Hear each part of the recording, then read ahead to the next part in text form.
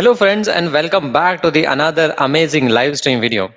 So guys, the US Department of Education has quietly taken a surprising step after months of workforce cuts, asking hundreds of employees it previously fired to temporarily return to work as the agency struggles to manage a growing backlog of school discrimination cases.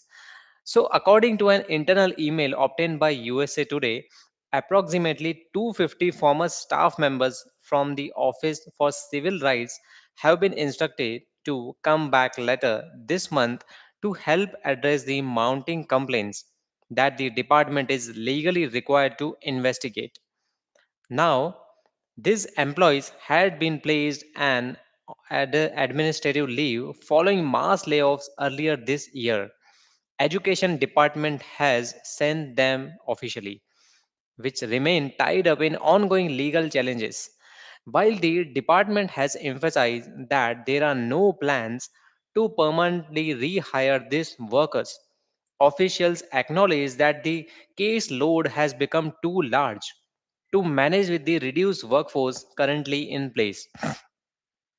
Now, from a broader perspective, this move underscores the very inefficiencies President Donald Trump has been long criticized within the federal education bureaucracy. Yes, Trump has repeatedly argued that the Department of Education has grown too large, too slow, and too disconnected from the needs of students and parents. And this situation appears to reinforce that argument. The fact that an agency could fire hundreds of workers and then later require their return simply to meet its basic legal obligations raises serious questions about the planning, accountability, and bureaucratic access. The department has justified its decision by stating it will use all the employees currently being compensated by taxpayers while legal battles over the layoffs also continue, framing the move as a practical necessity rather than a reversal of policy. It means when they didn't require, they dumped the employees, and now when they require, they call them again. Their turmoil has had real consequences for the families across the country, particularly those relying on the Office for Civil Rights to resolve discrimination complaints involving disabilities, access to education, and equal treatment in schools and universities. With the regional offices largely shuttered and staffing levels dramatically reduced, many cases have stalled for the months with Department of Education, leaving the parents and students in limbo. Colleges have also reported disruptions in the financial aid processing, further adding to concerns that the system is struggling to function under its current structure.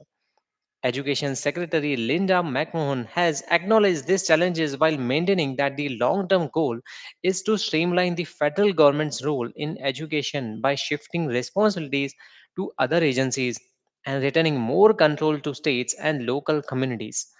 Supporters of the Trump administration argue that this temporary disruption exposes the long standing failures that existed long before the recent layoffs and that meaningful reform was inevitable. They contain that a bloated system with overlapping responsibilities cannot be fixed by simply adding, and a structural change is necessary to improve the efficiency, reduce the waste, and ensure taxpayer dollars are used responsibly.